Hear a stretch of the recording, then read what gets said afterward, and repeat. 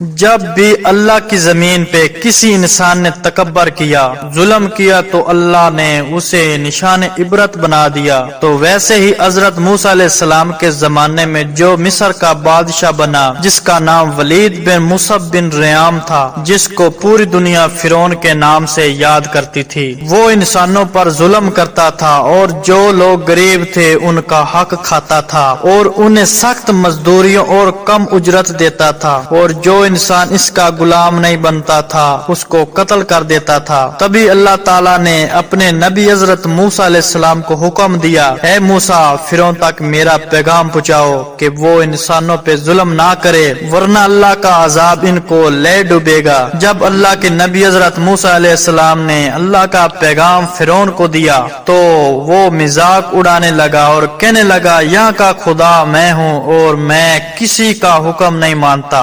بس اللہ تعالیٰ اپنی نشانیاں حضرت موسیٰ علیہ السلام کے توسط سے دکھاتا رہا اور پورا مصر حضرت موسیٰ علیہ السلام کے معجزات کو دیکھ کے حیران ہوتا گیا۔ کچھ ایمان لائے آئے اور کچھ فرعون سے سوالات کرنے لگے۔ فرعون موسیٰ علیہ السلام کے معجزے کو دیکھ کر اس بات تک آ پہنچا کہ آج میں موسیٰ اور اس کی قوم بنی اسرائیل کو قتل کر دوں گا۔ اللہ نے اپنے نبی حضرت موسیٰ علیہ السلام تک پیغام پہنچا دیا کہ اے موسیٰ، رات میں اپنی قوم کو لے کے اس شہر سے نکل جاؤ۔ تو یوں حضرت موسیٰ علیہ السلام اپنی قوم بنی اسرائیل کو لے کر وہاں سے جانے لگا۔ اس بات کا علم جب فرعون کو ہوا تو وہ غضبناک ہو کے کہنے لگا، کچھ بھی ہو جائے، موسیٰ اور اس کے ساتھیوں کو میں قتل کر کے ہی چھوڑوں گا۔ وہ اپنے جاؤ جلال کے ساتھ بنی اسرائیل کو ڈھونڈنے لگا۔ بس آگے آگے اللہ کے نبی حضرت موسیٰ علیہ السلام اپنی قوم کے ساتھ اور پیچھے پیچھے فرعون کا لشکر مارنے کے لیے آتا رہا۔ بالآخر بنی اسرائیل دریا تک پہنچے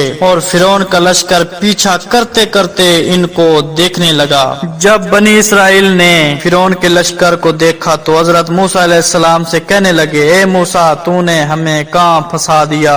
اب پیچھے فرعون کا لشکر ہمیں مارنا چاہتا ہے اور آگے یہ دریا ہے۔ اللہ کے نبی حضرت موسیٰ علیہ السلام نے، اے لوگو، گھبراؤ نہیں، اللہ ہمارے ساتھ ہے۔ یہ کبھی ہو ہی نہیں سکتا کہ فرعون اور اس کا لشکر ہمیں پکڑ لے۔ سب کہنے لگے، اے موسیٰ، اب ہم آگے کیسے جائیں گے؟ بس اتنی دیر میں آواز غیب آئی، اے موسیٰ، اپنا عصا اس دریا میں دے مار۔ بس جیسے ہی حضرت موسیٰ علیہ السلام نے اپنا عصا دریا میں مارا تو آدھا پانی اس طرف اور آدھا پانی اس طرف ہو گیا۔ اللہ نے رستے کو بیچ میں واضح کر دیا تو بنی اسرائیل کے قبائل کے کچھ لوگ کہنے لگے، اے موسیٰ، اپنے خدا کو کہنا کہ ہمارے لیے الگ الگ رستے بنائے۔ اللہ کے نبی حضرت موسیٰ علیہ السلام نے اس دریا میں 12 جگہوں پر عصا مارا اور 12 الگ الگ رستے بنے اور وہ 12 قبائل الگ الگ ہو کے دریائے نیل سے جانے لگے۔ جیسے ہی یہ منظر فرعون اور اس کے لشکر نے دیکھا تو وہ بھی ان رستوں پہ حضرت موسیٰ علیہ السلام اور ان کی قوم کے پیچھے آ گئے۔ جیسے ہی حضرت موسیٰ علیہ السلام بنی اسرائیل کے ساتھ دریا کے اس طرف پہنچے اور دریا کے بیچوں بیچ فرعون اور اس کے لشکر موجود تھا، اللہ نے پانی کو پھر سے حکم دیا،